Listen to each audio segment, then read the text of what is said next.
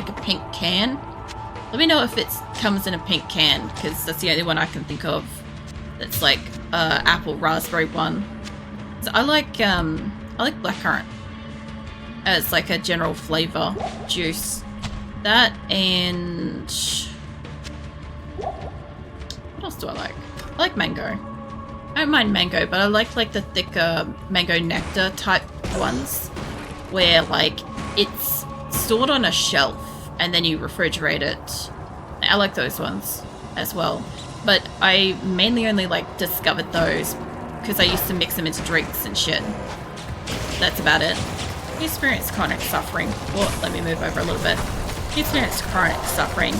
You have two options: to acclimate to it or give in. I'm certain that your personality and previous experience with weight training helped inform your decision to adapt rather than roll over. Yeah. I'm certainly sure it did, especially since like tolerance to pain on some level. I'm kind of glad that I have some level of tolerance to it. If I was going into this with like nothing, if I was just a regular Joe, literally like walking into like chronic pain disorders and like medical conditions and shit, this would be hell. This would be a lot. It would literally be a roll over and die situation, because that's just what Crohn's is like. It's awful. I'm gonna have to go back to town. It's gonna drop me this much shit. Jesus. But yeah, in saying that, like if you're constantly dealing with pain and stuff from like weightlifting or like old injuries and shit, it makes it a little bit, I say it makes it like a little bit easier to deal with, but honestly it's not that much of an improvement. Like it's no much better than like one of the pains or the others. I didn't want to pick that up. I want the Campment. It's a dark purple, I think. I probably haven't seen it then, so I need to stretch my hands. Alright. At this point, any kind of hand stretches. Every time I stretch my hand, I feel like it's like going into a cramp. Like, you know those like a Charlie horse kind of cramp that you can get in your leg? Where like you stretch it out and like as it like goes back into not stretched out, it just like cramps up. It feels like it's doing that. And I don't blame it, honestly. It's going from like 0 to 100 tonight. I also did finish watching the rest of the Jurassic Park Lost World movie as well.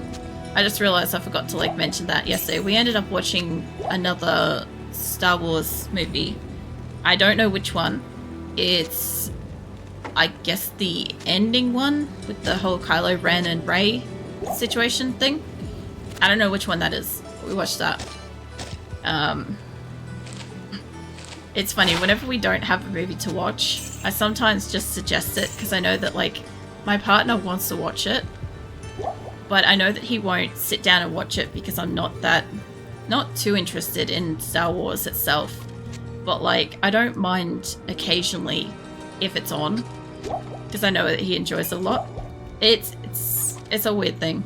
It's just kind of like, it's background noise to me. I can like scroll my phone and I know that he's happy and I'm like in the presence of him and everything's great. You know? It's just weird. I had kidney stones earlier this year. I remember how horrible the pain was. It was about on par with the worst Crohn's pains I've had, but constant for 24 hours, and doctors and nurses hadn't correctly diagnosed it yet. But on a whim, one of the nurses made a guess and gave me suppository with the NSAID, known to extremely effective for kidney stones. About 30 minutes later, my pain had vanished. It was like literal whisk magic. I never got anything for mine. I did have kidney stones, because when I was in amongst like the thick of my Crohn's being really bad, I wasn't able to keep water down, and I also was like struggling to be able to keep any food down at all. Like if you have a look at like the size of your pinky finger, like that was as much food as I could eat a day, and I couldn't keep water down at all towards the end of my Crohn's being like really severe and bad and stuff. So I ended up like on drips all the time, like IV drips. And as a result of it, just because like I had like prolonged, like really shit, like blood pumping through me that was like not being filtered very well, and I couldn't get enough water and hydration and stuff. Like, it was bound to happen eventually. It was just something in amongst everything else. And yeah, would not recommend.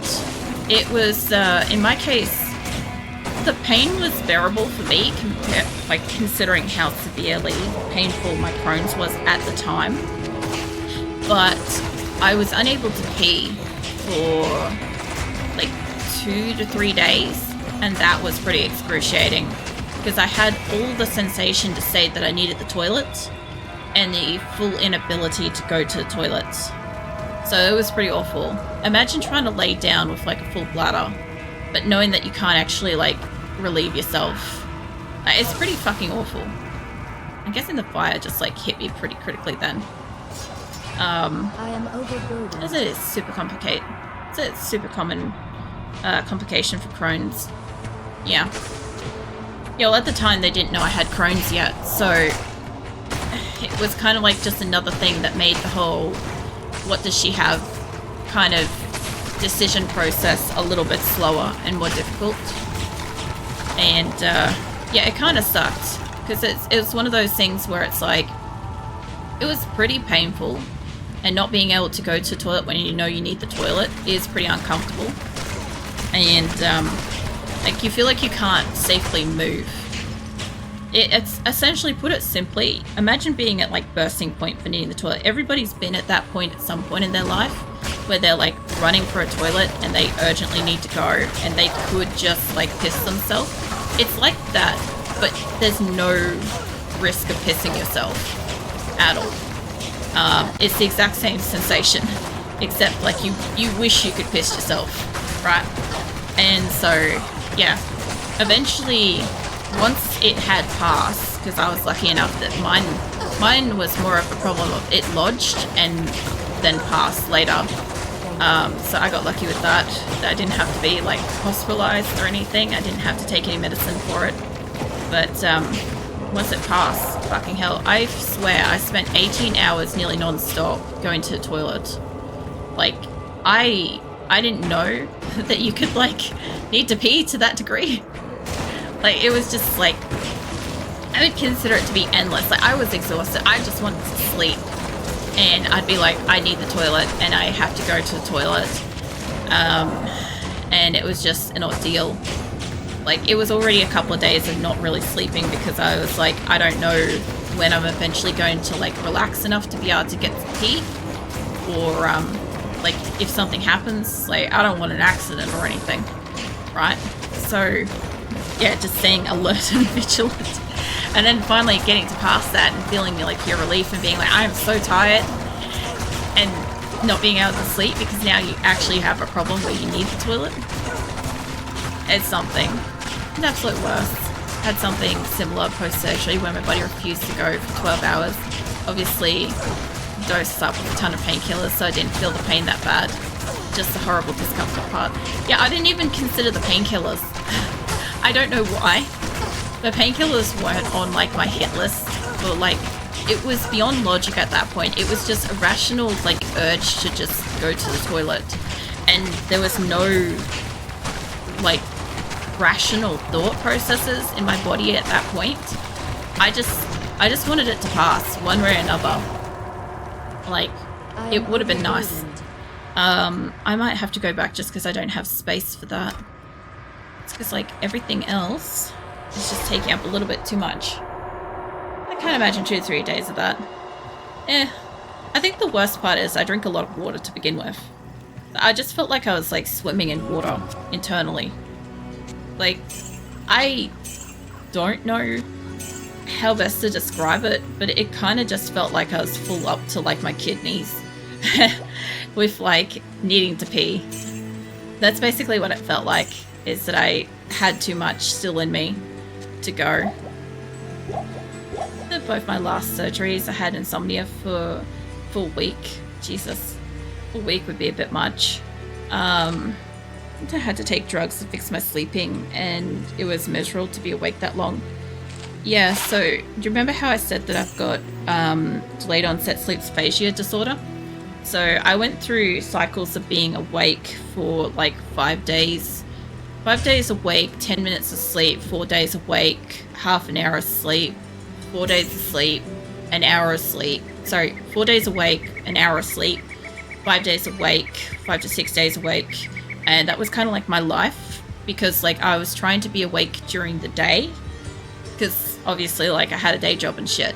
And when I was trying to sleep at night, I physically couldn't.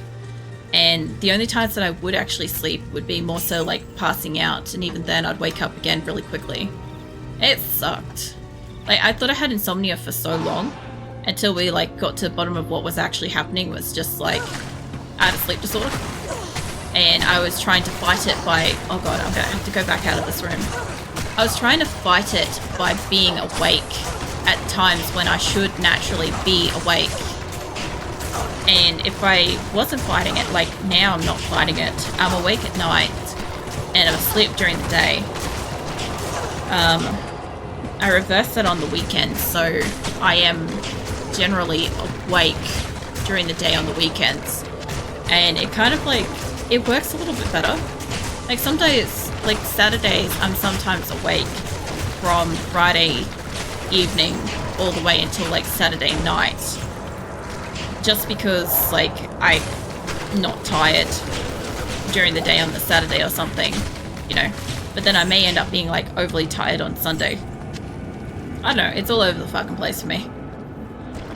I have adapted to it. It's taken a while. It took a while for me to figure out when my body wanted to be awake and when it wanted to be asleep. And then like just letting it do that. Because it also makes it difficult, like when I'm trying to like socialize with people in person, and like my body wants to be awake when everybody else wants to be asleep. Like, I don't know if we went down there before. I don't know, I've gotten better with it. I know that I can kind of exhaust myself to a point of sleeping now, which is nice. But yeah, I don't know. As far as like one body goes for like things that can go wrong, I have a lot of the list. It kind of sucks because like, I don't know. I don't really know wherein I got like the majority of the stack of like shit stuff, you know? I don't think anything's up and through here. There was still like one zombie or something down here. I heard it. I just thought that I had only that bit to go, but then I realized I've got all the way over here too. So we'll see. There you are. Hi, mate. Look how it's an undefiled grave, and then I walk up to it and it's like, now it's defiled. Circadian rhythm is a bit messed up. I am doing my best to fix that so don't end up with a sleeping disorder. I sympathize greatly. Yeah. Like, I don't know how many people end up with like sleep disorders. I didn't even really know sleep disorder could be a thing until I had one. I don't know if it's something that will go away or get better either. Like, that's another thing too. It's like, I am a little bit better with it, but like if I try to be awake when I want to be asleep, I just end up being tired. And at some point, like, all it takes is me being awake late one evening, and I'm automatically back being awake at night all the time. Because originally, I used to fight it in the sense that I'd get up at like the same time every day, and I'd try to stay up all day, and then I'd try to go to sleep, and no matter how long it took me to go to sleep, like eventually I'd just fall asleep. However much sleep I got was however much sleep I got, and then I'd get up and start again. And that's how I tried to like reset it. But brute forcing sleep doesn't really work. At least not for me, it doesn't. Because like, as I said, as soon as I get like a little bit of I'm awake at night too late, or, you know, I don't get up at the same time or something like that, like I've lost it, it's ruined. And I'm back to starting over again, you know, which kind of sucks. I spent many of my last few years being awake, American sleep schedule. Sorry. I need a bit of water. I am kind of dying. Hold on. You get up into the corner, and I'll give you a decoy away from...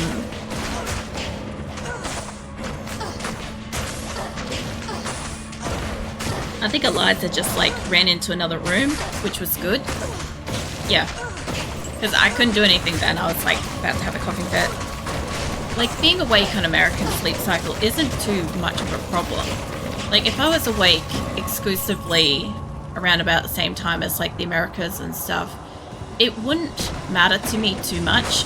If I was not in a relationship, it probably wouldn't matter at all. Like the only good thing is because like, yeah, I'm not laying in bed obviously next to my partner when he sleeps, and he's not laying in bed next to me when I sleep. But like I'm gonna need to go back to town. But like the thing is, like, I am awake at the time when he's asleep, and he's awake during the time that I'm asleep, so it's not really missing anything. The only thing is we're not just laying beside each other. The big difference is because I'm not laying in bed, I'm not keeping him awake, because that was like part of the biggest problem, was because obviously I have like a tablet and I have like my phone and the internet and all that stuff exists. I watch stuff on the internet, or I'd come and play games or something. But if I'm watching something in the room, like, it's just going to be loud, it's going to wake him up, the light's going to be on. Like, imagine trying to sleep every night with the light on. That sucks. So, like, that's the only place where, like, being in a relationship makes that difficult. But, like, because I'm down here, like, my partner can easily sleep through me talking. It's kind of like how a lot of people find, like, it's relaxing just to listen to me talk while they fall asleep and stuff. It's the same kind of thing. Like, as soon as I start talking, I know somebody's going to make a joke about this, but it's like, as soon as I start talking, he falls asleep, so it's fine. Like, he gets his rest, and I get to stream and play my games and shit, which is nice. I'm not missing out on anything, he's not missing out on anything, you know. But admittedly, if I was not in a relationship, the hardest part for me would be trying to maintain some kind of viable day job. Because, like, while I can do it, I am perpetually exhausted while doing so. And it literally is like with the cleaning the house, it's exhausting. It's constantly like pushing through every single day to be awake when I'm not naturally awake, you know. That shit's tiring. That's why I've been like this for several years. My romantic entanglements have been online since I've been unable to be out and about for so long. Most of them were American anyway. Oh yeah. So if anything, it made more sense to be on that schedule up until I was trying to return to uni, then it became an issue. That's fair though. Oh. Alright, next room. Like, I don't know. I think I've said this before that, I don't know. If I wasn't in a relationship with Nick, I definitely wouldn't be. What the fuck was that? Oh, she's attacking something. I thought something was raining down then. If I wasn't in a relationship with Nick, I wouldn't be looking. I wouldn't be trying. I'm just like, I'm somebody that's like not really super romantically minded anyway. Like, I don't know. Like, Nick and my relationship, it's one of those weird things where it's like, I'm not really sure how that came to be. But it's fine. It's fine that it exists, kind of thing. But, yeah, I generally wasn't, I don't think I was looking for somebody when I met, like, when Nick and I started a relationship. So I knew him for, like, years before we dated. So that was always interesting. I was just one of those, like, I can't carry it. I'm gonna have to go back. Yeah. I might as well go back before I really start fighting them. God damn. I feel like I'm overly sweaty dealing with this. Like, trying to fight. It's probably just because, like, it's later morning now. It's like almost 4 a.m. Like 2 hours past my regular stream time for anybody that doesn't know. But I'm nearly fucking finished this area, I hope. And then once I'm finished it, if it had a waypoint, I wouldn't be pushing through. I'd be like, this is good enough. But I don't want to have to clear the fucking coal plains again. We're not doing that. It's like swearing. It's like the worst kind of swearing you can do is like mention of cold planes. It's like you come into like a 7-day stream and like instead of saying fuck, you just say cold planes, and it's like, I don't know about that. I don't know if the filters are gonna allow it. You know what I should do? I just thought of something really funny. Is I should set up like a fucking block filter type thing for somebody to say like cold planes, so that it's like it's a not okay word. I've got something else like that, but not like blocked. I've got a word that brings up a very, very special response that's kind of like essentially just like Alt F4s you out of chat, essentially, if you say it.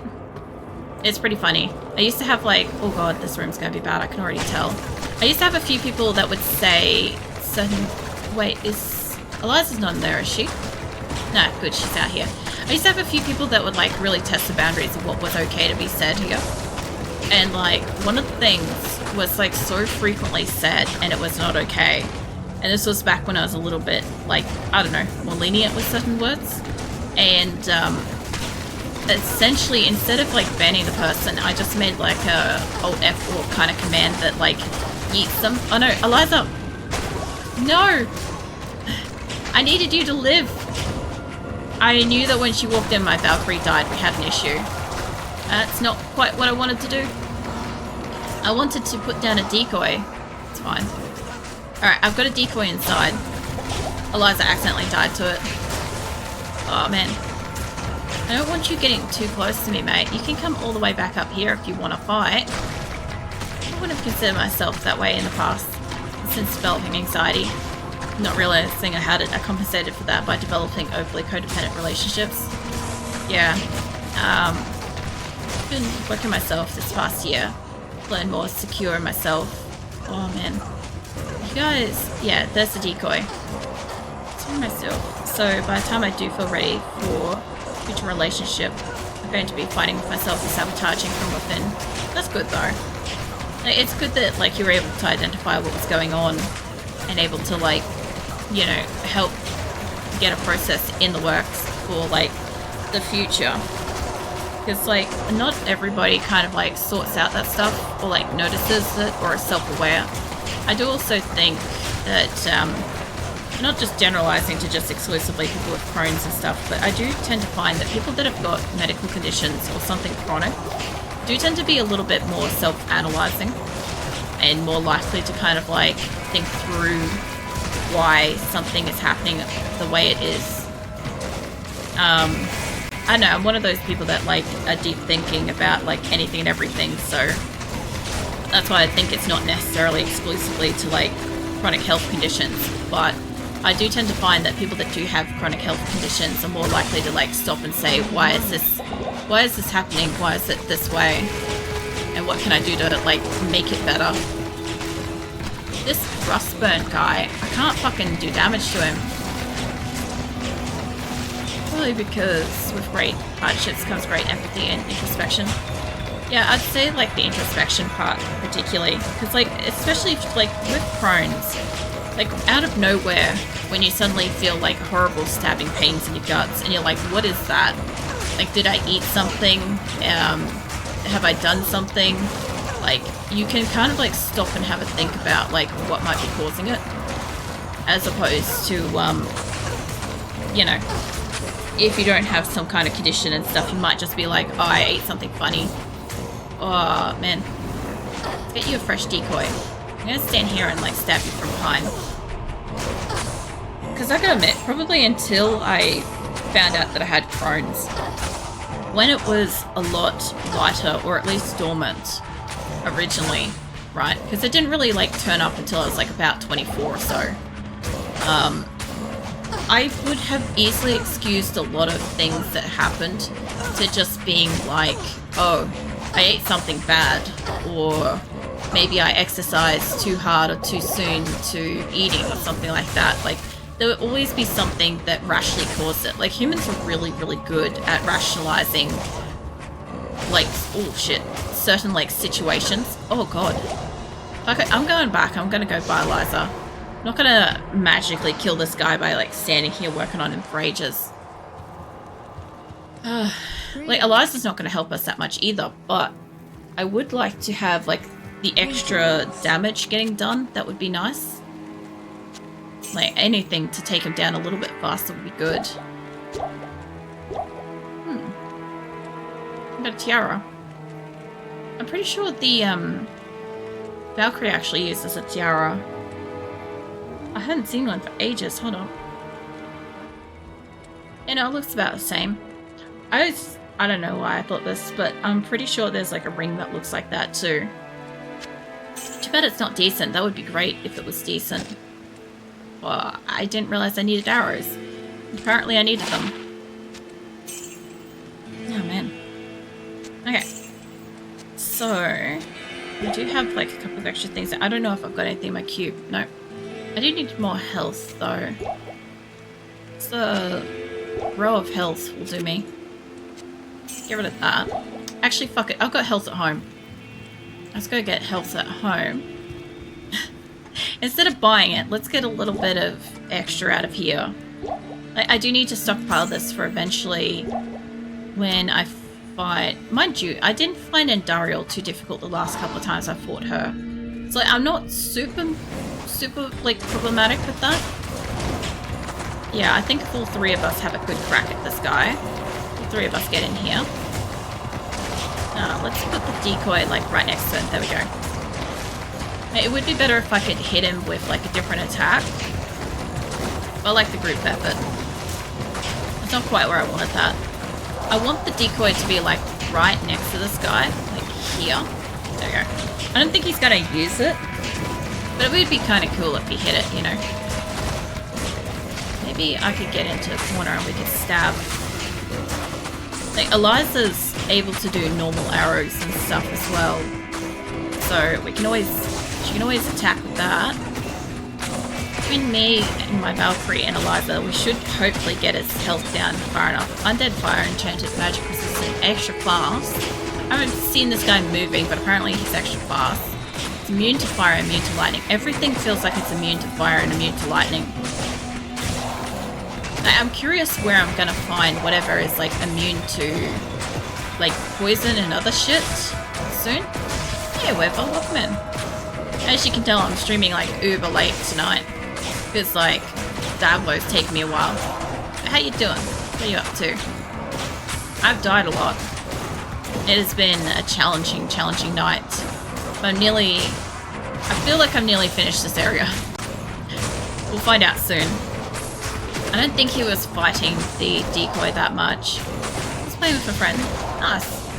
I'm glad that you were, like, playing with your friend. That's not where I wanted her, but okay.